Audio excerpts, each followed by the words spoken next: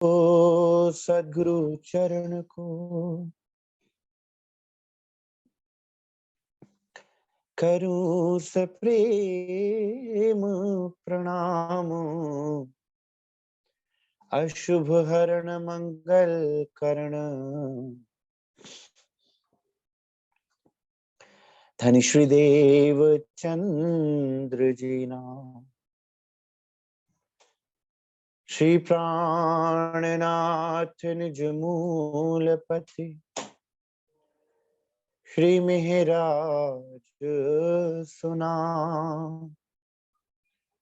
तेज कुमरी श्यामा युगल को पल पल करूं प्रणाम। पिया जी को पल पल करूं प्रणाम।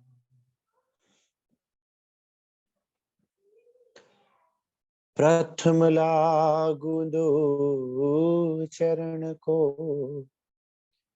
धनिये न छुड़ायो छिन। लाख तली लालेड़ियां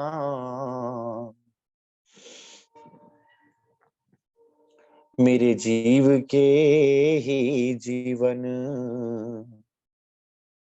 मेरे जीव के ही जीवन।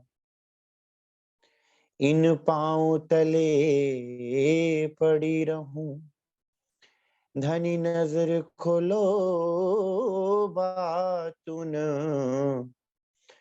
पलना वालू निरखु नेत्रे मेरे जीव के ही जीवन,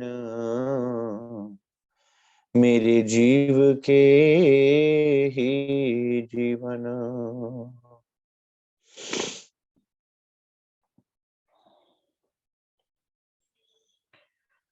श्री सुंदर साथ जी, सदगुरु महाराज श्री राज्य महाराज की अपार मेहर से हम सब सुंदर साथ हैं। श्री प्रकाश ग्रंथ के अंदर धनी जी के गुणों के वर्णन को मत रहे हैं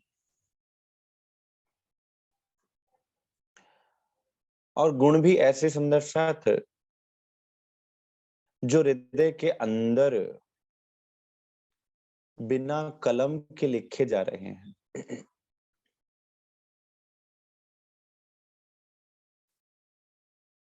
संसार ने आज तक अपने इष्ट आराध्य अथवा अपने प्रेमास्पद के गुणों को गाया तो अवश्य, लेकिन जुबान से। इंद्रावती जी ने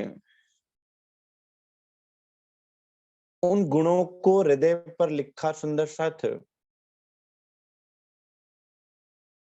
कि संसार का कोई ऐसा कागज नहीं है जिस पर मैं अक्षरातीत पूर्ण ब्रह्म श्री राज्य महाराज के गुणों को, उनकी मेहर को, उनकी कृपा को, उनके प्रेम को और उनके मेरे प्रति जो संबंध उन्होंने निभाया उसको मैं इस संसार के किसी कागज पर लिख पाऊं। ना तो किसी संसार के कागज में इतनी क्षमता है कि उसमें वो गुण भर सकें और ना ही मुझ में इतनी क्षमता है कि मैं उस कागज पर उनको उतार सकूं।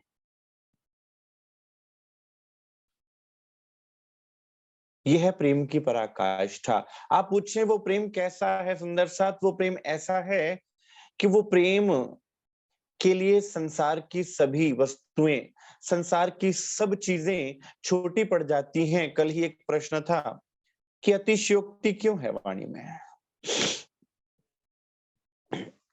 अतिशयोक्ति क्यों ना होती जब संसार के 14 लोक, 3 गुण, 5 तत्व, निराकार तक भी छोटा पड़ गया धनी के प्रेम को वर्णन करने के लिए। इश्क बड़ा रे सबन में, ना कोई इश्क समान, एक तेरे इश्क बिना उड़ गई सब जहान।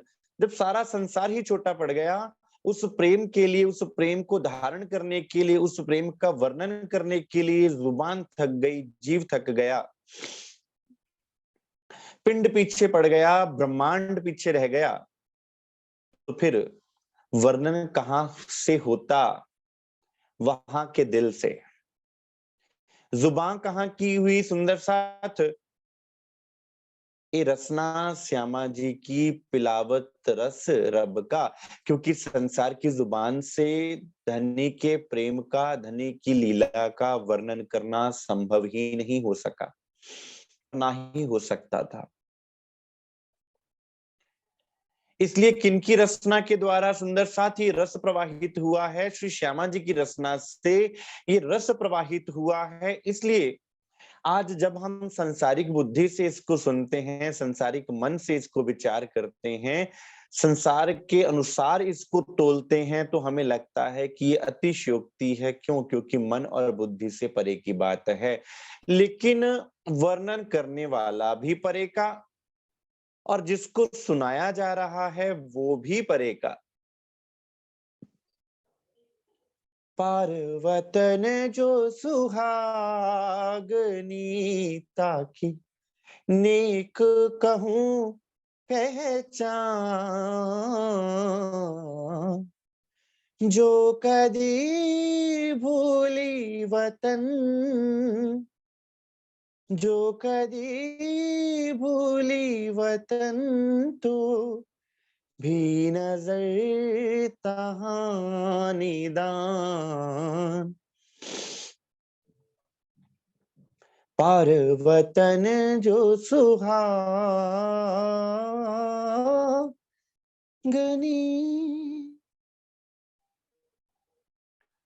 सुंदर साथ आप भी पार के, धनी भी पार से आए, तो फिर वाणी भी कहाँ की होती? पार की होती। अब पार की वाणी को इस ब्रह्मांड में बेशुमार ले आए शुमार में। इस शुमार के ब्रह्मांड में जब वर्णन कर रहे हैं, तो शुमार की बुद्धि जो है, सीमित बुद्धि जो है, उसको ग्रहण नहीं कर पाती, जिसलिए वाणी की बहुत सी बातें अतिशयोक्ति लगती हैं। अब सुंदर साथ आप विभिन्न ग्रंथों का मंथन कीजिए, श्री महाभारत ग्रंथ का मंथन कीजिए। उस समय के जो दिव्यास्त्र प्रयोग किए गए हैं, अगर आज सोचा जाए कि ऐसे अस्त्र होते हैं क्या? क्या ब्रह्मास्त्र होता है? अगर रामायण काल के उस समय की उन बातों को आज अपने जीवन में इस बुद्धि से सोचा जाए कि लंका जाते समय श्री हनुमान जी ने उड़ करके समुद्र को पार किया था एक छलांग में, सोचने के लिए तो यह भी अतिशयोक्ति है। श्री जामवंत जी में इतना बल था कि कोई भी उनको हरा नहीं पाया था। बाली में इतना बल था, उनको एक वरदान प्राप्त था कि उनके आगे जो भी आएगा उसका आधा बल उनको प्राप्त हो जाएगा, ये भी अतिशयोक्ति है। रावण के 10 शिष्य थे कहने को, जब ये बात कही जाती है तो ये भी अतिशयोक्ति लगती है। लेकिन उसका आंतरिक भाव क्या है कि रावण के अंदर 10 सिर जितना ज्ञान था, जितना 10 सिरों में ज्ञान होता है, वो 10 सिर जितना ज्ञान था। लेकिन जब वो ज्ञान अहंकार की तरफ प्रेरित हो गया, तो वो 10 के 10 सिर 10 इंद्रियों का प्रतीक हो गए, जो कि सब माया में लग गई। इसलिए उन्हीं ज्ञान रूपी सरों को इंद्रियों के साथ जोड़ दिया गया बाद में, जब उन्होंने सीता हरण किया, और ये उनके लिए एक गुनाह हो गया जिसकी सजा उनको भुगतनी पड़ी। तो इन पवित्र ग्रंथों में सुंदर साथ जी बहुत सी ऐसी बातें लिखी हैं जो हमें अतिशयोक्ति प्रतीत होती हैं आज। लेकिन जब हम उनको बुद्धि से विचारते हैं, शांतिपूर्वक सोचते हैं, उन पर थोड़ा विचार करते हैं, तो पता चलता है कि इनके अंदर कितना गहरा रहस्य छुपा हुआ है।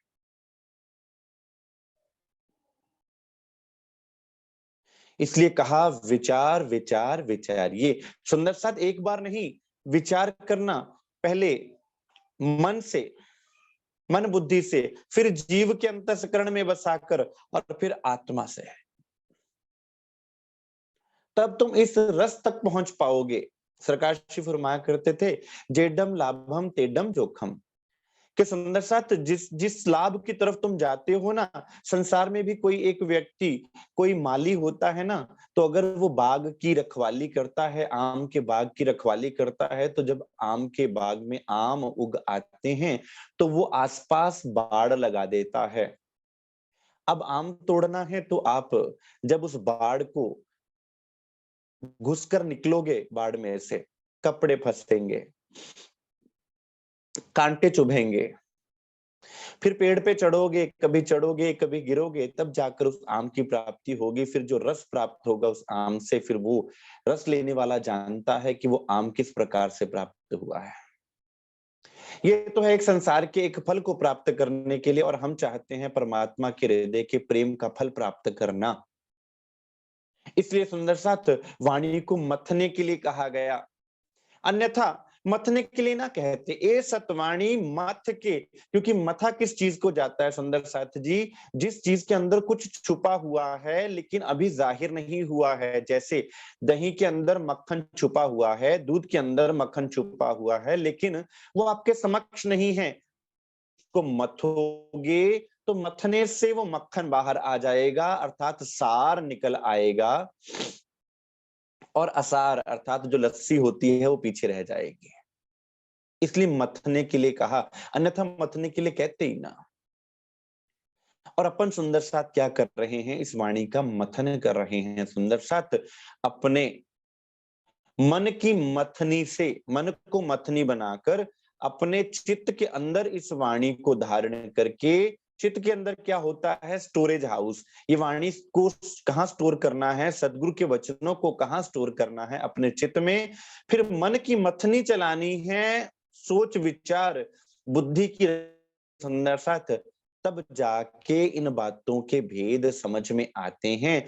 और फिर ऐसे समझ में आते हैं कि सारी बातें आपको क्लियर हो जाती हैं सुंदर साथ जी। फिर कोई बात अतिशयोक्ति नहीं रहती और हर चीज आपके करीब हो जाती है। कबीर साहब क्या कहते हैं, कोट जन्म का पंथ था सतगुर पल में दियो लखाए। ऐसा प्रतीत हो रहा था कि परमात्मा के उस धाम को, उस रूप को पाना तो करोड़ों जन्मों की बात है, कोई पा ही नहीं सकता, किसी ने पाया ही ना होगा, लेकिन मेरे सदगुरु ने मुझे एक पलक में दिखा दिया। ये है सुंदर सा सदगुरु। पंथ होवे कोट कल्प प्रेम पहुंचावे मिने पलक, श्री मुखवाणी, कि चाहे करोड़ों कल्पों का पंथ क्यों ना था, लेकिन प्रेम ने एक पलक में वहां पहुंचा दिया। और अभी तो हम बाहरी संसार को देख रहे हैं, अभी हमने आंतरिक संसार को तो देखा ही नहीं। जो ब्रह्मांडे सोई पिंडे, जो भी ब्रह्मांड में है, अभी शरीर की भी अगर बात करें तो सुंदर सा शरीर में भी मूलाधार से लेकर सहस्त्र सार तक 7 चक्र कहे जाते हैं शरीर के अंदर। उन एक एक चक्र में एक एक प्रतिनिधि रूप में देवी देवताओं का वास है। अर्थात जैसे 14 लोक का ब्रह्मांड हम कहते हैं बाहर है, वैसा का वैसा आपके अंदर भी बना हुआ है। मूलाधार चक्र में श्री गणेश जी का वास है, स्वाधिष्ठान चक्र में श्री ब्रह्मा जी का वास है, मणिपूरक चक्र में, जिसको आप नाभि चक्र कहते हैं, भगवान विष्णु जी का वास है। हृदय चक्र या अनाहत चक्र कहते हैं, वहां भगवान शिव का वास है। कंठ चक्र है, वहां देवी दुर्गा का वास है। आज्ञा चक्र जहां ज्योति का वास है, काल का वास है। और सहस्त्र सार चक्र जहां काल निरंजन का वास है, जो उस ज्योति स्वरूप जीव को ढक के बैठे रहते हैं और पहचान नहीं होती। संसार तो इन चक्रों को भी नहीं समझ पाता और जान पाता, लेकिन जब कोई समर्थ गुरु मिलता है तो वो उनको उनके अंतर्मुखी करके पहले उन चक्रों को दिखाता है। इन चक्रों को भी साइंस कभी कभी मानती है, कभी नहीं मानती है, लेकिन योग के अंतर्गत इन चक्रों की साधनाएं आती हैं और ये साधनाएं सब शरीर के अंतर्गत आती हैं। इनसे परे भी साधना है, इनसे परे भी मार्ग है, जिसको कबीर साहब क्या कहते हैं, नौ द्वारे संसार के 10वां योगी तार, एकादश खिड़की खुली आगे महल सुख सार। कि यहां से नीचे जितने द्वार हैं, 9 द्वार हैं, 2 3 4 5 6 7 8 और 9, 9 द्वार ये संसार के हैं, ये संसार में हमें लगाए रखते हैं। और यहाँ पर दशम द्वार है जो योगियों के लिए है। योगी दशम द्वार से प्रवेश करते हैं, निराकार तक पहुंचते हैं। और इससे शरीर से 2 उंगल ऊपर 11वां द्वार है और 11वें द्वार पर ध्यान लगाने से आप अक्षर ब्रह्म के देश तक पहुंचते हैं, अव्याकृत तक पहुंचते हैं। और उससे भी परे वो परम धाम का द्वार है, जिसे क्या कहते हैं, सदगुरु द्वार। मेरे मीठे बोले साथ जी, हुआ तुम्हारा काम, प्रेमे में मगन होइयो, खुल्या दरवाजा धाम। मैंने वो दरवाजा, धाम का दरवाजा तुम्हारे लिए खोल दिया है। क्यों? क्योंकि मेरे बिना ना तो वो कुल्फ कोई जानता था, ना कुंजी कोई जानता था, और ना वो दरवाजा कहाँ है कोई जानता था। क्योंकि कोई तो पिंड में ढूंढ रहा था, कोई ब्रह्मांड में ढूंढ रहा था। मैं वो दरवाजे की चाबी भी लेके आया हूँ, खोलने की कल भी लेके आया हूँ, और दरवाजा कहाँ है वो भी मैंने बता दिया। सदगुरु स्वरूप खुद दरवाजा बन के आए हुए हैं सुंदर साथ जी, और आपको प्रवेश दिलवा रहे हैं। अब प्रवेश कैसे करना है सुंदर साथ, उसका पहला मार्ग हमें शिव प्रकाश हिंदुस्तानी ग्रंथ में धनी ने बताया कि सुंदर साथ जी, बिना पहचान के, बिना संशय निवारण करने के अंदर विरहा की अग्नि ना जलेगी। और विरहा की अग्नि जब तक ना जलेगी, तड़प जब तक ना आवेगी, दिल निर्मल ना होवेगा, दिल के अंदर से विकारों की गांठ ना छूटेगी। और अगर विकारों की गांठ ना छूटी तो साथ जी, साफ हुए बिना अखंड में क्यों पहुंचे, तो फिर अखंड में किस प्रकार पहुंच पाओगे।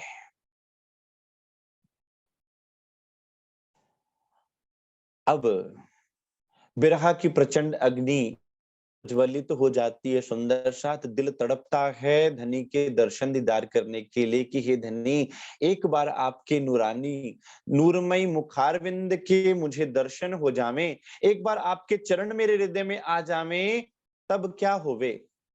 आ साजन इन नैनन में पलक ढांप तोहे लूं, ना मैं देखूं औरन को, ना तोहे देखन दूं। हे धनी, अपने चरणों को एक बार मेरे नेत्रों में बसा दीजिए, उसके बाद उन, ना तो मैं अपने नेत्रों को खोलूं और ना ही आपके चरणों को इन नेत्रों से दूर होने दूं। सुंदर साथ, फिर ये भाव आ जाता है, जिसको उन चरणों का रस लग जाता है, जिसको उन चरणों का स्वाद लग जाता है, ये है प्रेम की साधना, यह है प्रेम का मार्ग। और फिर क्या करते हैं वो जीव, क्या करता है, अपने अंतस्करण में धनी के गुण लिखना शुरू हो जाता है। जैसे संसार की एक बिरहनी अपने धनी को याद करती है, अपने पति को याद करती है, तो वो क्या करती है, कभी कुछ लिखा करती है, कभी कुछ लिखा करती है। पहले समय में क्या होता था, गृहिणियां पत्र लिखा करती थी। पंजाब में औरतें अपने पति को याद करके दीवारों पर ओसियां बनाया करती थी। ओसी कहा जाता है उसे। कच्चे घर हुआ करते थे, कच्चे घरों में ओसियां डाला करती थी। ओसी होती हैं ऐसे ऐसे। एक दिन बीता, दूसरा दिन बीता, तीसरा दिन बीता, चौथा दिन बीता, पांचवां दिन बीता, ऐसे ऐसे वो दिन निकाला करती थी कि कब हमारे धनी हमारे से मिलाप करने आवेंगे। वो दिन इस प्रकार से गिना करती थी सुंदर सा, जिसे पंजाब में कहा जाता है ओसियां डालना। अब वो ओसियां क्या थी, वो ओसियां अपने हृदय में धनी के गुणों को लिखने की ओसियां थी कि किस प्रकार उनकी याद में उनके एक एक गुण को मैं अपने अंदर धारण करूं, जिससे क्या होगा, आप खुद धनी का स्वरूप बन जाएंगे। अब आ जाइए सुंदर साथ जी ब्रज और रास में। ब्रज में हमने धनी से जो प्रेम लीला करी और रास के ब्रह्मांड में जो लीला करी सुंदर साथ जी, जब धनी का स्वरूप हमसे अंतर ध्यान होता है, तब इंद्रावती जी की प्रेरणा से सब सुंदर साथ क्या करते हैं, धनी के गुणों को ही तो याद कर रहे होते हैं। जब श्री इंद्रावती जी भगवान श्री कृष्ण का स्वरूप ले लेती हैं, धनी का स्वरूप ले लेती हैं, और सब सखियां उस सारी लीला को दोबारा से अनुभव करती हैं। वो अनुभव क्या है? वो धनी के गुणों को याद करने की ही एक कला है सुंदर साथ। उसी तरह से रास में हमने धनी के गुणों को धारण किया तो धनी खुद ब खुद आ गए। क्यों? क्योंकि लीलाधर अपनी लीला से कभी अलग हो सकते नहीं। तो सुंदर साथ जी, इसलिए कहा धनी ने कि सुंदर साथ रास को एक पल के लिए भी मत छोड़ना, क्योंकि उस रास में वो रहस्य भरा हुआ है जो आपको घरों बैठे बड़े ही सहज ढंग से राज्य महाराज के स्वरूप के साथ जोड़ देगा। कोई कसनी ना करनी पड़ेगी, कोई मेहनत ना करनी पड़ेगी, कोई जप तप ना करना पड़ेगा। तो आज जागनी रास में सुंदर साथ जी आत्माएं अपने हृदय के अंदर, हृदय रूपी कागज पर अपनी इंद्रियों को कलम बनाकर और उसकी नोक तीखी करके, नोक अर्थात इंद्रियों को धनी की तरफ मोड़ देने की जो बात है, उसको नोकीला करना बताया गया है। इंद्रियों को, मन को, और अपने बिरहा रस की स्याही के साथ डुबोकर सुंदर साथ जी अपने ही हृदय पर लिखना है एक एक गुण को। और वो गुण किस प्रकार लिखे जाते हैं सुंदर साथ?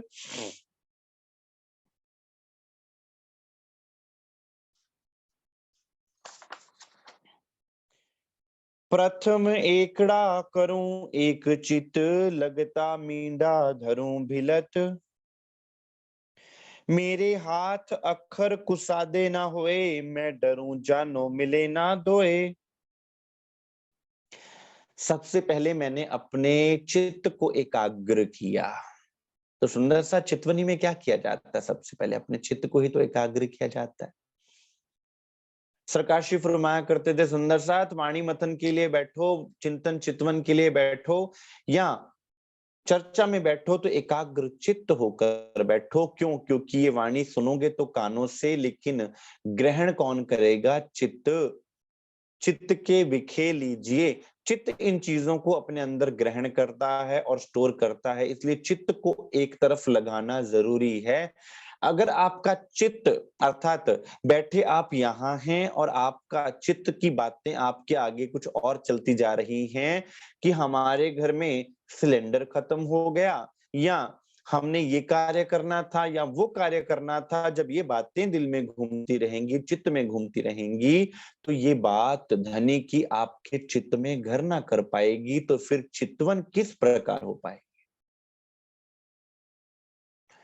कि सबसे पहले अपने चित्त को एकाग्र करके। क्यों? क्योंकि जब एक से मिलना है, एक के दर्शन दीदार में डूबना है, तो आपके चित्त को एक जगह होना आवश्यक है सुंदर साथ जी।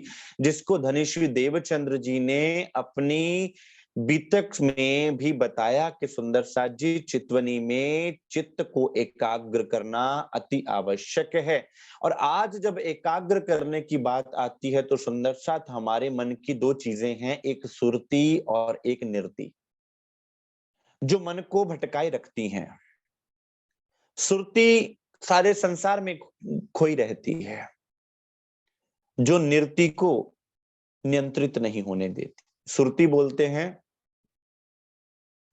सुनने की शक्ति, और निरति बोलते हैं देखने की। जीव जिस प्रकार देखता है, किस प्रकार सुनता है। इन कानों के सुनने की बात नहीं कर रहा मैं।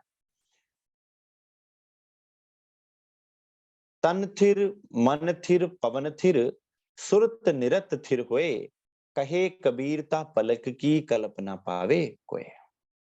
अब सुरती नृत्य को किस तरह स्थिर करना है? जब आपको चितवनी के लिए बोला जाता है तो क्या कहा जाता है कि आप श्री निज नाम का मौन जप करें। उससे क्या होगा? आपकी जो सुरती है उसमें लग जाएगी। वो सुरती जो संसार में भटक रही होती है वो निज नाम में मगन हो जाती है। जिसको क्या कहा?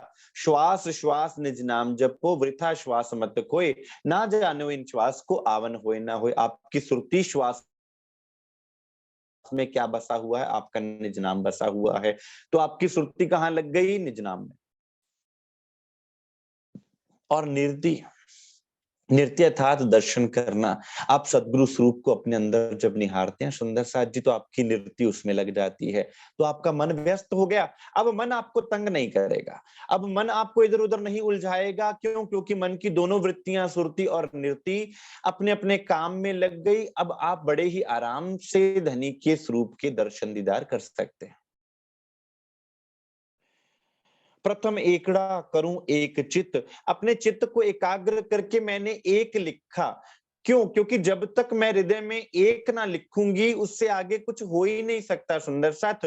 शून्य भी एक के बाद ही वैल्यू पाता है सुंदर साथ। तो जब तक मेरे हृदय में एक का भाव ना आएगा, जब तक मेरे हृदय में द्वैत भाव रहा, द्वेष भाव रहा, किसी से ईर्षा भाव भी रहा, तब भी मैं चितवनी में प्रवेश नहीं कर सकता। तो सुंदर साथ इसलिए परमहंस कहते हैं कि जब भी तुम चितवनी में बैठो, तो चाहे तुम्हारी किसी से कितनी भी दुश्मनी क्यों ना रही हो, तुम्हें वो त्याग देना है। कोई देत कसाला तुमको, तुम भला चाहियो तिन, शर्त धाम की ना छोड़ियो, सुरत पीछे फिराइयो जिन। सुंदर साथ उन सब चीजों को भुला देना, भुला कर धनी के चरणों में बैठना, वरना तुम चितवनी में ना प्रवेश कर पाओगे। ऐसे बोझ को लेकर तुम चितवनी में ना प्रवेश कर पाओगे। मैंने एक लिखा, उस एक को लिखते ही धनी का स्वरूप मेरे चित्त में आ गया, और वो ऐसा स्वरूप है सुंदर साथ कि वो मुझे अपने साथ एकाकार कर लेता है। फिर मेरे मन में, मेरे चित्त में, मेरी बुद्धि में, मेरे अहंकार में, किसी गुण इंद्री में ये हिम्मत नहीं रहती कि वो उनके अलावा किसी और चीज को सोच सके, समझ सके, या कोई और विचार हमारे अंदर उठ सके। फिर उसके बाद क्या करना है सुंदर साथ? उसके साथ एक बिंदी लगाती हूं, बिंदी अर्थात शून्य लगाती हूं। अब इस शून्य का क्या रहस्य है? एक के बाद शून्य ही क्यों लगाया सुंदर साथ? तुम एक साध करो मोहे, मैं जी जी करूं 10 बेर। अब सुंदर साथ आप, ये एक तो धनी है, और ये शून्य कौन है? ये शून्य है मैं, मेरी मैं। एक के चरणों में जब मैंने अपनी मैं को धरा सुंदर साथ जी, तो वो 10 बन गया। तुम एक साध करो मोहे, मैं जी जी करूं 10 बेर। सुंदर साथ तुम अपनी मैं को त्याग कर तो देखो, मैं 10 उस एक का 10 बना दूंगा। वो गुण किस तरह मल्टीप्लाई होते हैं सुंदर साथ जी, आपके अंदर गुण किस तरह भरते हैं, किस तरह आप पर लाड बरसते हैं, किस तरह आप पर मेहर बरसती है, कि एक का 10 गुना हो गया। आपने केवल अपनी तरफ से शून्य धरा, अर्थात कि जो कोई चीज थी ही नहीं आपकी। आप कहें कि मैं मेरी थी, तो सुंदर साथ वो तो मैं भी मेरी नहीं थी। मुझ में मेरा कछु नहीं, जो कछु है सो तेरा, तेरा तुझको सौंपते, क्या लागे मेरा धनी, मेरा है ही क्या?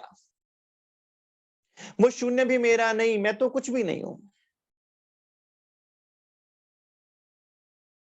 अब आप क्या कहेंगे कि सुंदर साथ इस बात को सीधा भी तो कह सकते थे। अगर इस बात को सीधा कहते तो हम समझते क्या? लेकिन अब जब ये दिल में रहस्य उद्घाटन होता है, तो अंदर क्रांति घटित होती है सुंदर साथ जी।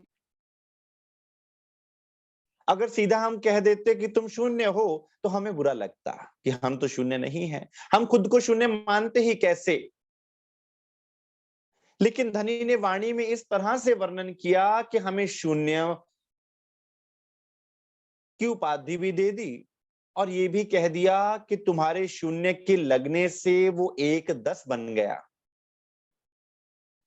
प्रथम एकड़ा करूं एक चित, लगता मींडा धरूं भिलत, मेरे हाथ अक्षर कुसादे ना होए, मैं डरूं जानो मिले ना दोए। अब मैं ये ध्यान रख रही हूं कि कहीं ये बिंदी, कहीं ये शून्य फैल ना जाए कलम से, अर्थात कि मेरी मैं ना जागृत हो जाए, और ऐसा भी ना हो कि वो एक बिंदी से दूसरी बिंदी मिल जाए, अर्थात कि मेरे अहंकार के फैलने का भी मुझे डर है कि मेरे अंदर अहंकार ना आ जावे, और मुझे ये भी डर है कि धनी की मैं को मैं धारण कर पाऊं, इसका भाव सुंदर साथ ये लिखा कि मुझे डर लगता है पहली बात से कि कहीं वो अक्षर फैल ना जाए, और दूसरी बात से कि कहीं वो अक्षर दूसरे अक्षर में विलीन ना हो जाए। क्योंकि दिल में उन गुणों को धारण करना है।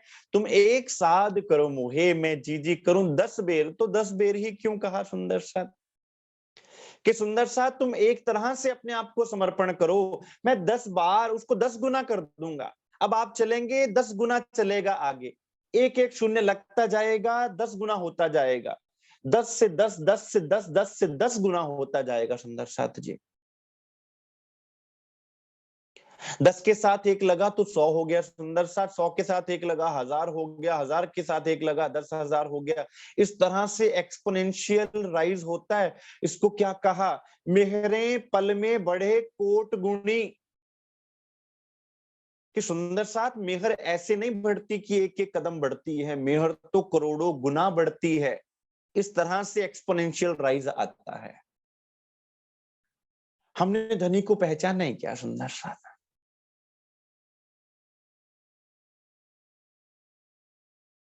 भारे वचन छे ए निर्धार, साथ करसी ए विचार, कि सुंदर साथ ये वचन बहुत भारी हैं, इनको केवल सुंदर साथ विचार करेगा, जो आत्मा होगी वो डुबकी लगाएगी इनमें, क्योंकि उसके हृदय की बातें हैं तो कौन समझे।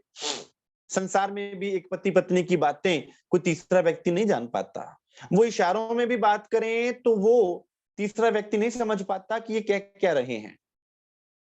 और ये तो आपके घर की वाणी है सुंदर साथ, कौन समझेगा। यूं करते ए 10 जो भय, मींडा धर के 100 कहे। अब मैंने अपने आप को शून्य करते करते धरती गई, मेरा मन शून्य, मेरा चित्त शून्य, मेरी बुद्धि शून्य, मेरे अंदर के गुण अंग इंद्रियां शून्य, तो सुंदर सा धनी के उतने ही गुण मेरे अंदर आते गए। धनी का प्रेम, धनी का लाड, उनकी मेहर, उनकी कृपा, उनका स्वरूप, उनके अंदर की नूर, उनके अंदर की चेतनता, उनके अंदर की कोमलता मेरे अंदर की शक्ति पर हावी हो गई। तो जैसे जैसे आपके अवगुण हैं वैसे वैसे गुण होते जाएंगे सुंदर सा। रोम रोम कई कोट अवगुण, ऐसी मैं गुनाहगार।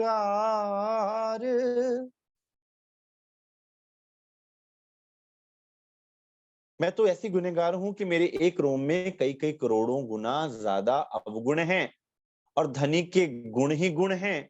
तो अब क्या हो रहा है सुंदर साथ, यहाँ पर आदान प्रदान हो रहा है। खसम करावे कुर्बानियां, आओ मैं मारे की लार, भाई धनी तो तुम्हारे समक्ष बैठे हुए हैं तुमसे कुर्बानी लेकर, तुम्हें अपना आप देने के लिए। आप धनी के चरणों में अपना सर्वस्व समर्पण करते हैं तो धनी भी आपको अपना सब कुछ बख्श देते हैं। पहले दाता हम भये गुरु को दीनो शीस, पीछे दाता गुरु भये सब कुछ क्यों बख्शीस। मेरे पास तो एक शीश था, मैंने वो धरा, तो सदगुरु महाराज जी ने मुझे सब कुछ बख्शीश कर दिया। अब सदगुरु के पास तो कई नियामतें हैं, अनंतों नियामतें हैं, बेशुमार नियामतें हैं। इस तरह से एक और बिंदी लगाई तो वो 100 गुना हो गए, वो गुण 100 गुना भर गए मेरे अंदर। अब एक और शून्य हुई, जब मैं शून्य हुई, एक बार और शून्य हुई तो वो गुण 1000 गुना बढ़ गए सुंदर साथ जी। तो वो 1000 गुना गुण धनी के अंदर मेरे अंदर समा गए। तो सुंदर साथ आत्मा का सुंदर साथ सोचिए कि कितनी प्रफुल्लित होती है आत्मा, कितना आत्मिक आनंद प्राप्त होता है, जो श्री इंद्रावती जी के अंदर घटित हुआ और आज हमारे अंदर घटित हो सकता है।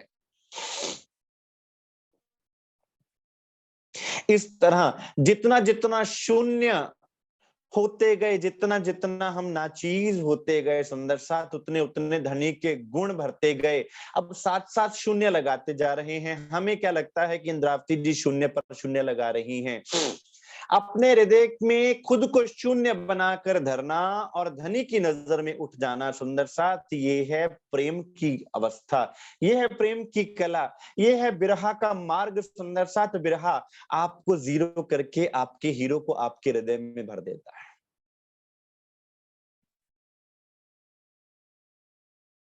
इससे सरल और क्या हो सकता है? कोई मंत्र जाप नहीं, कोई जप नहीं, कोई तप नहीं, क्या करना है? आप गवाइए ता सौ पाइए। क्या करना है? आपको गवाना है। मैं तो अपना दे रही तुम ही राख्यो जीव, बल दे आप खड़ी करी कछु कारज अपने पीऊ। धनी मैंने तो अपना सर्वस्व दे दिया, तो फिर धनी ने भी क्या किया सुंदर साथ? नाम, श्रृंगार, शोभा, मोहर किसको दे दी? इंद्रावती जी को। जो धनी के पास है वो धनी ने दे दिया। ये है अरस परस की लीला सुंदर साथ। इसे कहते हैं प्रेम।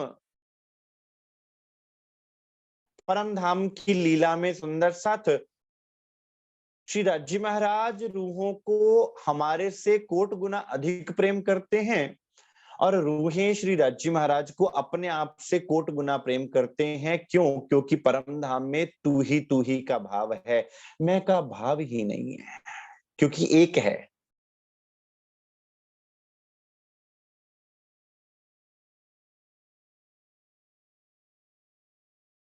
घोड़े पर राखत हैं, आकाश में उड़त,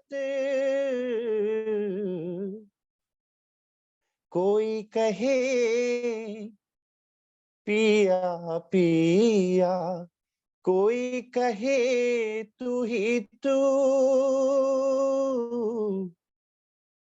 असवारी असवारी पशु पंखियन पर धनी करत हैं जब, जो जहाँ बसत है सो आए मिलत हैं सब। सुंदर साथ पशु पंखी भी धनी को तू ही पिया पिया कह के बुलाते हैं सुंदर साथ। क्यों? क्योंकि तू का भाव है, मैं का भाव ही नहीं है।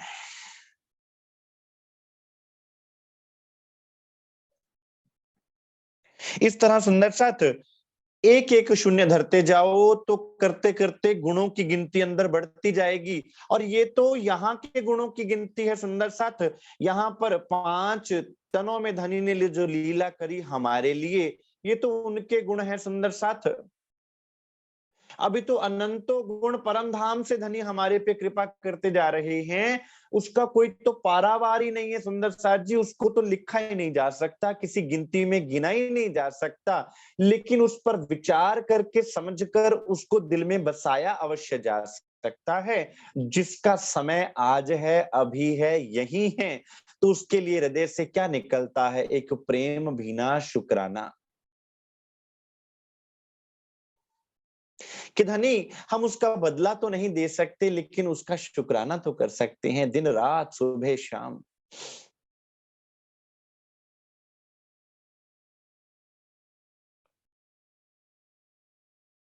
हिसाब करूं साथ देखियो विचार, गुण जाहिर हुए प्राण के आधार। प्रारब्ध गुणे एक मींडो सो बढ़े, दूजे सो हर एक यूं चढ़े।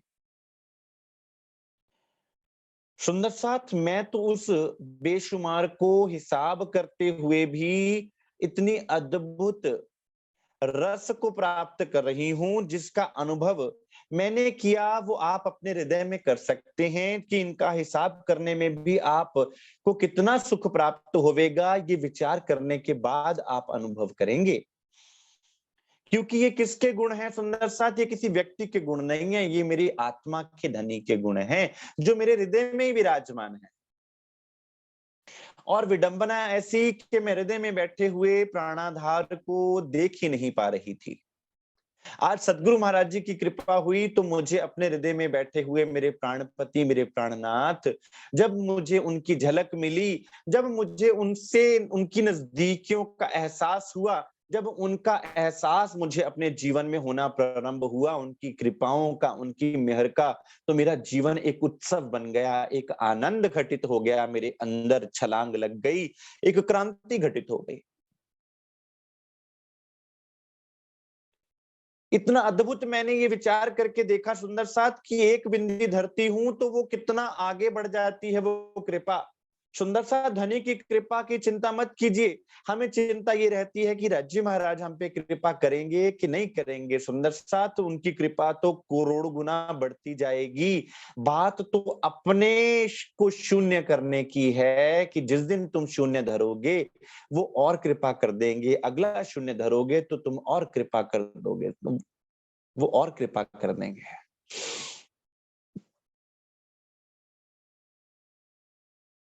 हमें चिंता इस बात की होती है कि शायद धनी की कृपा हम पे कम है। सुंदर साथ हम पे कृपा सब पर, सब ब्रह्म सृष्टियों पर कृपा सुंदर साथ एक सी है। करनी माफक कृपा, कृपा माफक करनी। आप सुंदर साथ पर सुंदर साथ मूल से ही मेहर करी हुई है धनी ने। तो ऐसे नहीं हो सकता कि एक सुंदर साथ पर मेहर है और एक पर मेहर नहीं है। लेकिन आपने अगर पुरुषार्थ नहीं किया, आपने दिल में धनिक के बताए हुए मार्ग का अनुसरण नहीं किया सुंदर साथ, तो आप उस मेहर का अनुभव नहीं कर पाएंगे। जैसे बाहर बरसात हो रही है और आप सिर पर छाता लेकर बैठे हैं या खड़े हैं, तो आप कहें कि मैं तो भीगा ही नहीं। जिसको सरकार श्री फरमाया करते थे सुंदर साथ जी कि अगर बरसात में भी घड़े को उल्टा करके धर दोगे तो उसमें पानी कहाँ से जाएगा, फिर कितना भी बरसता रहे आपका घड़ा तो उल्टा पड़ा है ना। घड़े को सीधा तो करो, फिर वो बरसात का पानी अंदर जाएगा, फिर वो भरेगा घड़ा। कहीं ऐसा तो नहीं कि हमने अपने बर्तन को उल्टा धरा हुआ है। कहीं ऐसा तो नहीं कि वो बरसात तो रहा है लेकिन हम ही उसमें भीग नहीं पा रहे क्योंकि हमने छाता उठाया हुआ है। अपने अहंकार का, अपनी मैं का उस छाते को धर दीजिए। अपने ज्ञान के अहंकार को धर दीजिए। अपनी बुद्धि की वासना को, बुद्धि के अहंकार को भर दीजिए, सुंदर सा साइड पे धर दीजिए। आप खुद ब खुद भीग जाएंगे। और जब आप भीग जाओगे तो खुद जान जाओगे वो आनंद कैसा है, वो प्रेम कैसा है, वो कृपा कैसी है, वो मेहर कैसी है। और वो ऐसी है कि वो आपको किसी और रंग में रंगने देती नहीं सुंदर सा। ऐसा है वो रंग। साकी पिला में शराब रूहें प्याले लीजिए, हक इश्क का है आप रूहें भर भर पीजिए, रूहो भर भर के पियो। कोई ना नहीं है किसी के लिए। लेकिन पैमाना तो तैयार करना पड़ेगा ना। पैमाने के अंदर ही तो वो शराब डालेंगे ना। अगर पैमाना ही उल्टा धरा हुआ है सुंदर सा तो वो शराब भी कहाँ आएगी। सरफा करूं मैं लिखते गुण धनी हृदय आए, पर डरूं जानो कागज में ना समाए। कलमों को मेरा जीव ललचाए, घड़ते घड़ते जानो जिन उतर जाए। अब गुण लिखते लिखते क्या हुआ सुंदर साथ, अब वही बात आ गई। याद कीजिए श्री रास को कि जैसे जैसे इंद्रावती जी ने सुंदर साथ के साथ परम धाम ब्रज और रास की लीला को अनुसरण किया तो धनी प्रकट हो गए। अब यहाँ पर जैसे जैसे धनी के गुण को आपने दिल में धारण किया तो क्या हुआ, लिखते गुण धनी हृदय आए। कि मैंने लिखते लिखते क्या हुआ, मेरे हृदय में धनी प्रकट हो गए सुंदर साथ। क्यों? क्योंकि जिनके गुण हैं वो अपने गुणों से अलग नहीं है। लीलाधर कभी अपनी लीला से अलग हो सकते नहीं सुंदर साथ जी।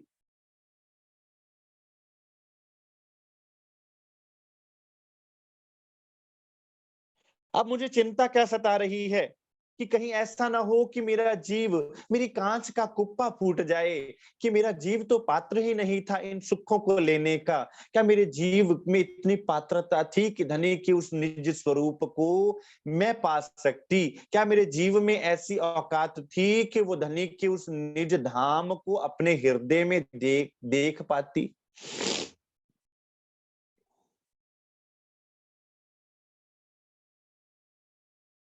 कलमों को मेरा जीव ललचाए, घड़ते घड़ते जानो जिन उतर आए। फिर सुंदर साथ क्या होता है, ये इंद्रियां भी रस लेना शुरू हो जाती हैं। फिर इन इंद्रियों को भी रस कहाँ से आना प्रारंभ हो जाता है, धनी की वाणी से, धनी के दर्शन से, धनी के प्रेम से। सुंदर साथ फिर आपके रोंगटे भी खड़े होंगे तो धनी की बात से, धनी की याद से, उनके एहसास से, उनके चरणों की खुशबू से और उनके दर्शन दीदार से फिर इंद्रियों से भी आप नफरत ना कर पाओगे। फिर इंद्रियां भी रस लेने लग गई। अब बताओ सुंदर सा, चितवन से उठने का दिल किसका करेगा? जब इंद्रियां भी डूब डूब के रस ले रही हैं, मन भी डूब डूब के रस ले रहा है, बुद्धि भी रस पान कर रही है, जीव रस पान कर रहा है सुंदर सा, तो फिर अब कौन देखना चाहेगा आंखें खोल के इस संसार को? क्या दिल नहीं करेगा कि मैं दिन रात सुबह शाम धनी के दर्शन दीदार में डूबा रहूं, अपने 25 पक्षों के आनंद में डूबा रहूं सुंदर साथ? लेकिन उस 25 पक्षों के लिए ये तैयारी, यूं तैयारी कीजियो, आगू करनी है दौड़। वो तैयारी कौन सी है? वो तैयारी सुंदर साथ ये है, इस तैयारी के बिना किस प्रकार आप धनी के स्वरूप को दिल में धारण कर पाओगे? एक कागद यूं पूर्ण भया सही, स्याही कल में कछु बाकी ना रही। अब ए गुण गिनूं मैं नीके कर, आत्म के अंदर ले धर। इस तरह मेरा जीव का अंतस्करण भी धनी भर गया, मेरा जीव का अंतस्करण छक गया धनी।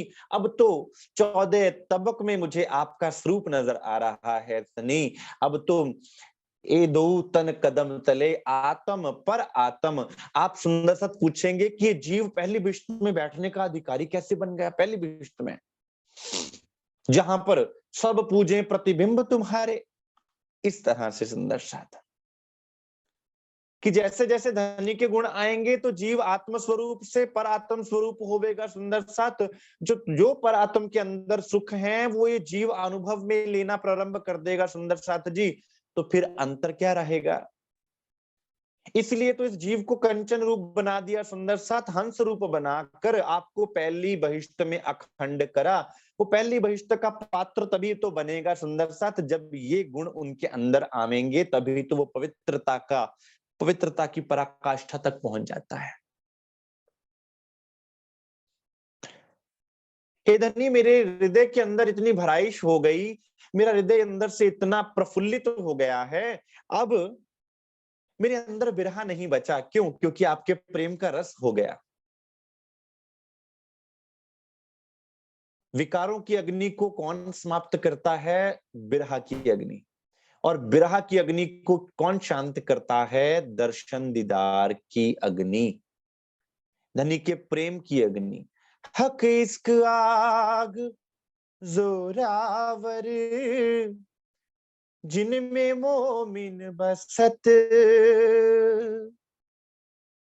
सुंदर सा धनी के प्रेम की आग जो परम धाम की है, जिसमें आप रहते हैं, वो आग जलाने वाली नहीं है, वो आग धनी से एकाकार कर देने वाली है। धनी के प्रेम की आग जो है वो क्या करती है? विरह की आग को मिटा देती है और आपके दिल को निर्मल शांत चित्त कर देती है, ठंडक भर देती है, जो कि वालो विरह रस प्रसंग में भी आप सुंदर साथ को बताया।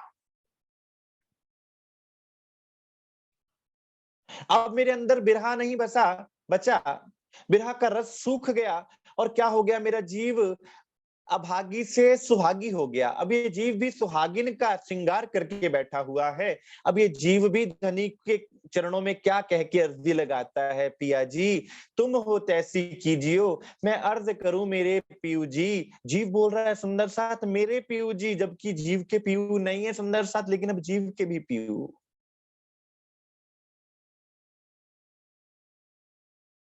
हम जैसी तुम जिन करो, मेरा तलफ तलफ जाए जीव जी।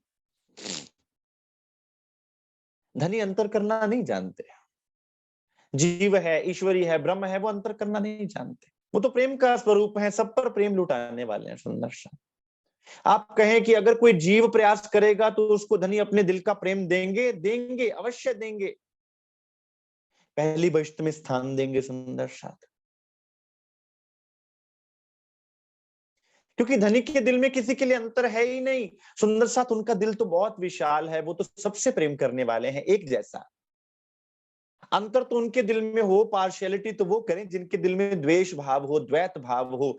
जो धनी को उनके प्रेम से पुकारेगा, धनी उनके उसके दिल में विराजमान होंगे। फिर अपन तो ब्रह्म सृष्टियां हैं सुंदर साथ, फिर अपन धनी के स्वरूप से एक पलक के लिए भी दूर किस प्रकार रहे? इसलिए सुंदर साथ अब मैंने क्या किया, इन गुणों को अपने जीव के अंदर धारण करना प्रारंभ, अपने आत्मा के अंदर धारण करना प्रारंभ कर दिया। क्यों? क्योंकि जैसे जैसे गुण जीव के अंदर आते हैं, जीव सुहागी होता जाता है और आत्म स्वरूप होता जाता है। फिर उसके ऊपर बैठी हुई आत्मा जागृत होती है और उसको अब वो जो जीव भाव लेके चल रहा था ना, जिसके लिए क्या कहा जाता था, जीवे आत्म अंधी करी मिल अंतस्करण अंधेर। अब आत्मा की दृष्टि खुल जाती है और आप आत्मिक दृष्टि से धनी के स्वरूप को निहारते हो, उनके दर्शन में, दीदार में डूबते हो। ए तो गुण गिने मैं चित ल्याए, पर इन धनी के गुण यामे ना समाये। सुंदर साथ मैंने अपने चित्त से गिना है इनको, इन गुणों को, लेकिन मेरे चित्त में भी ये समा नहीं पा रहे। ऐसी कृपा है, ऐसी मेहर है, ऐसी खुशबू है कि मेरे चित्त में भी नहीं समा पा रहे। भी करूं दूजे लिखने के ठाम, गुण लिखने मेरे धनी श्री धाम। अब तो मैं दूसरा स्थान ढूंढ रही हूं कि उनकी कृपाओं को समेटने के लिए मुझे कोई दूसरा स्थान मिल जाए। तो वो क्या है? मेरी रूह का दिल, जहां पर वो कृपाएं विराजमान है, जहां से वो कृपा का सागर मेरे जीव के हृदय में आ रहा था, मैं पहचान ही ना पाई। पर आत्म के अंतस्करण जेती बीतत बात तेती इन आत्म के होत अंग साक्षात। मूल से कहां से आ रहा है सारा कुछ? पर आत्म, क्योंकि पर आत्म के दिल में श्री राजी महाराज विराजमान है, लेकिन वो फरामोश है पर आत्म। इसलिए वो चैनल आत्मा और परात्म का खुला नहीं हुआ।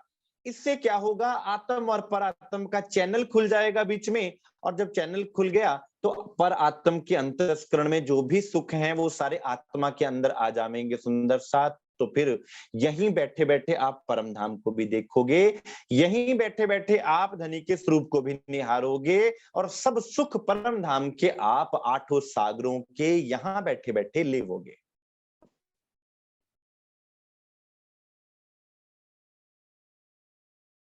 कल में समारी जोश बुद्ध बल, घड़ू रास कर काढ़ के बल। एक जीव कहियत है कथुआ, ए जो जिम्मी पर पैदा हुआ। कल में समारी जोश बुद्ध बल। अब मैंने, आप पूछे कलम कैसे बनाई होगी? धनी की जागृत बुद्धि से, धनी के द्वारा प्रदत्त जोश से, सतगुरु महाराज जी की वाणी से जो जोश आपके अंदर उत्पन्न होता है, और धनी के बल से सुंदर साथ इंद्रियों को घड़ा जाता है, और घड़कर तीखे करके उनके द्वारा ये लिखा जाता है। तो कहते दिल में अगर विचार आवे ना कि ये गुण लिखने कैसे हैं, इंद्रियों को धनी की तरफ लगाना कैसे है, तो वो सतगुरु की कृपा से होता है। सतगुरु खुद ब खुद लगा लेता है। एक जीव कहियत है कथुआ, ए जो जिमी पर पैदा हुआ। कहते एक संसार में एक जीव है कथुआ, बहुत पतला होता है, बहुत छोटा सा जीव होता है जो संसार में पैदा होता है।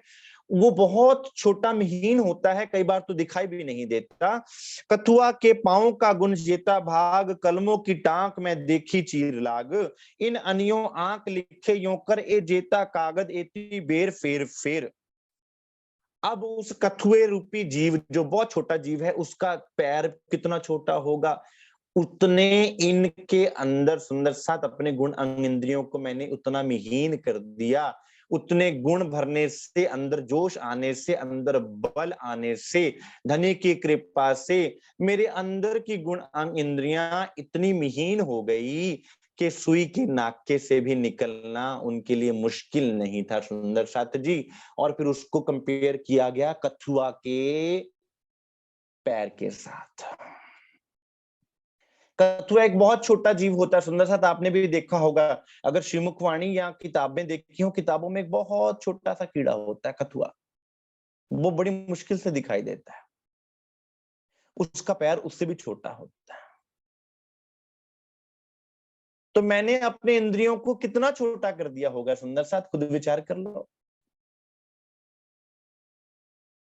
और फिर उन कलमों से मैंने अंकों को धरा है, इतना सरफा मैंने करा है, क्योंकि धनी के गुण तो अपार हैं सुंदर साथ जी।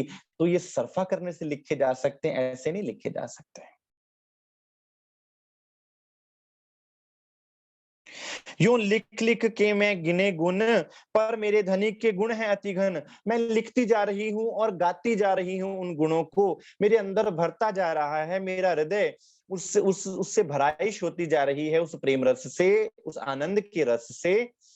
और अभी भी मेरे धनी के गुण इतने अनंत हैं कि उनका कोई पारावार ही नहीं है। एक गुण मिलाए के एक थे किए, सो नीके कर मैं चित्त में लिए। इन गुणों को मैंने हृदय में धारण कर लिया है, अब मेरा चित्त कहीं और लगता ही नहीं है, केवल उन गुणों की ही याद में डूबा रहता है। सुंदर साथ, आप कहेंगे कि भाई फिर पूरा जीवन कैसे बीतेगा सुंदर साथ का? उन गुणों को याद कर करके, उनमें डुबकी लगा लगा के, 25 पक्षों के सुखों को याद कर करके, अपने हृदय के सुखों को याद कर करके, धनी के लाड, धनी की मेहर, धनी की कृपा को याद कर करके। सुंदर सा,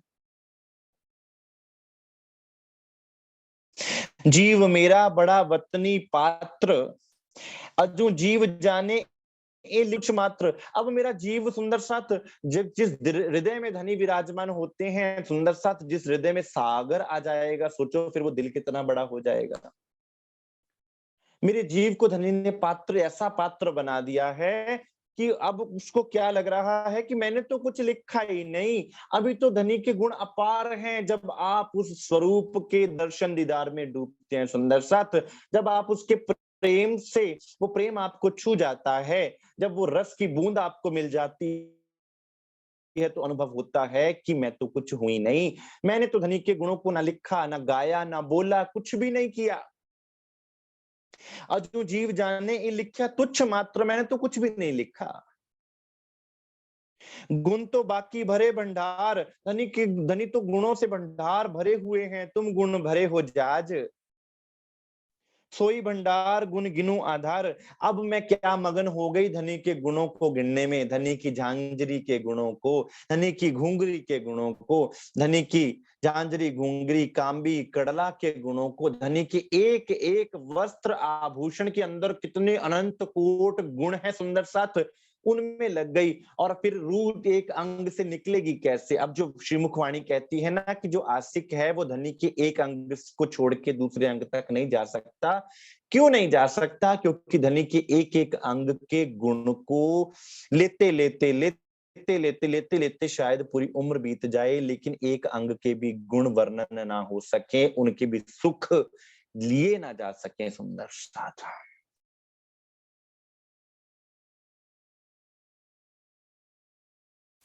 ए गुण गिने मैं हृदय विचार, गुण जेते भंडार गिने निर्धार। गिनते गिनते बाकी देखे अपार, तिनका भी मैं करना निर्वार। लेकिन सुंदर साथ, मुझे तो उन गुणों में डुबकी लगानी है। क्यों? क्योंकि अगर हौज कौसर की मछलियां हैं तो वो हौज कौसर किसका है? उन मछलियों का है। तो अब धनी के दिल में जो अपार गुण हैं वो किसके लिए हैं? वो अपन सुंदर साथ के लिए ही तो हैं। हम सुंदर साथ कहें कि भाई इतना हो गया, इससे ज्यादा नहीं हो सकता, या हम नहीं कर सकते सुंदर साथ ना। धनी की मेहर अपार, धनी के गुण अपार, उनका दर्शन अपार, उनका प्रेम अपार। और वो किसके लिए? वो आपके लिए। आप कहें कि इससे ज्यादा हम नहीं ले सकते, ऐसा हो ही नहीं सकता। आपका दिल भी तो अपार है सुंदर सा। फिर आप कहें नहीं हम यहां तक रुक गए, इससे आगे नहीं जा सकते। क्यों नहीं?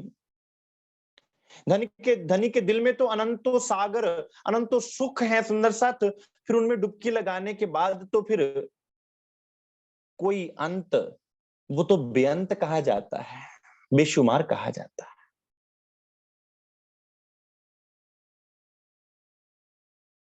ए गुण गिन किए जीवे अपने हाथ, पल पल पसरे गुण प्राणनाथ। ए सब तो कहूं जो गुण ठाड़े रहे, एक गुण मन की न्यात दौड़े जाए। सुंदर साथ, ये गुण मैंने अब अपने अंदर गा गा के अपने अंदर धारण कर लिए हैं। और सबसे अद्भुत बात है, ये गुण बढ़ते जा रहे हैं मेरे पल में, बड़े कोट गुनी, ये बढ़ते जा रहे हैं, मैं और उनमें डूबती जा रही हूँ। इसलिए सुंदर साथ, आध्यात्म का मार्ग खुश्क मार्ग नहीं है, शुष्क मार्ग नहीं है कि बस इसको पा लिया हो गया। आध्यात्म का मार्ग डूबने का, गहरे उतरने का, और गहरे और गहरे और गहरे। इसलिए कोई व्यक्ति ये नहीं कह सकता कि मैंने परमात्मा को पा लिया और बस यही इति श्री हो गई। अध्यात्म तो धनी के अंदर और गहरे उतरता जाता है सुंदर साथ, अध्यात्म का कोई एंड नहीं होता। हम कहें कि नहीं मैंने पा लिया बस इतना ही है, तुमने कुछ नहीं पाया।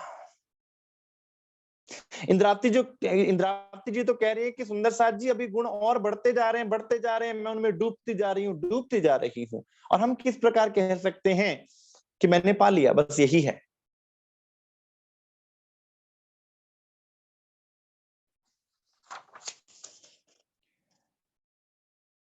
ए गुण गिने मैं अस्थिर आकार, ना तो यो क्यों गिनूं मेरे प्राण के आधार। अब बात करसी तुम अज्ञा केरी, मुझे आशा इत जाग उड़ाऊं अंधेरी। धनी, हे मेरे धनी, हे मेरे सुंदर साथ जी, ये गुण तो मैंने अपने संसारिक बुद्धि के अनुसार गाए हैं, उनकी गिनती मैंने अपनी बुद्धि के अनुसार करी है। मेरी जागृत और निज बुद्धि से जब तुम विचार करोगे ना, तब उन गुण को सोचो कि आप कितने वो गुण होंगे, कैसी वो महिमा होगी सुंदर साथ जी। अब जैसे आपकी आज्ञा होगी, अर्थात जैसे आपकी निज बुद्धि बुलवाएगी, जैसे आपके अंदर हुक्म होगा धनी, वैसा ही मैं बोलूंगी। अब मेरे दिल में क्या है कि इन गुणों को मैं एक एक सुंदर साथ के दिल में बसा दूं, ताकि सुंदर साथ भी उस रस का रसपान कर सके, सुंदर साथ भी अपने अंदर उस शोभा को बसा सके, और सुंदर साथ भी उसका आनंद ले सके। लेवे इंद्रावती वारने गुण जेते, इत सुख दिए हमको एते। घर के सुख की इत कैसी बात, घर के सुख घरों होसी विख्यात। अब श्री इंद्रावती जी क्या कह रही हैं कि इस माया में धनी ने हमें आके परम धाम के सुख दिए हैं सुंदर साथ, अभी तो घर के और अनंत सुख हैं जो आपके लिए धनी ने दिल में छुपा के रखे हुए हैं। आप दिल में डुबकी लगाओगे तभी तो उन सुखों को पाओगे सुंदर साथ। जो दिल में डूबेगा वही उन सुखों को पाएगा। तो हमारी चितवन क्या है, धनी के दिल तक सुंदर साथ, उनके स्वरूप के दिल में हम सुंदर साथ को डुबकी लगानी है। चरणों लाग कहे इंद्रावती, गुण ना देखे किन एक रति। धनी जगाए के दिखावसी गुण, तब हांसी होसी अति अति घन। अब इंद्रावती जी सुंदर साथ के चरण पकड़ कर कह रही है, हे मेरे सुंदर साथ जी, धनी के एक गुण को भी अपन ने पहचाना नहीं है। आपन हजी नथी ओल क्या, हमने उनके एक गुण को भी नहीं पहचाना। अगर हम उनके आधे गुण को भी पहचान जाते सुंदर साथ जी, तो हम धनी के चरणों को ना छोड़ते, चाहे कुछ भी हो जाए, अपना सर्वस्व उन पे समर्पण कर देते। फिर ये ना कहते हमारे पास समय नहीं है वाणी मथन का, हमारे पास समय नहीं है चितवनी का, हमारे पास समय नहीं है धनी के प्रेम में डूबने का, हमारे पास समय नहीं है धनी के बुलाए पर जाने का, हमारे पास समय नहीं है सेवा का। फिर ये ना कहते हैं, धनी जगाए के दिखावसी गुण, तब हांसी होसी अति घन। अगर अब भी हम सुंदर साथ ना समझे, तो सुंदर साथ जब हम जागेंगे ना, तो हम पर हंसी होने वाली है कि भाई मैंने तो तुम पर इतनी कृपाएं, इतनी मेहरें बरसाई, लेकिन तुम क्यों ना समझ पाए। तो सुंदर साथ जी, धनी के गुणों को धारण करने से क्या होने वाला है, ये जो जीव जो अभागी था वो सुहागी हो जाएगा।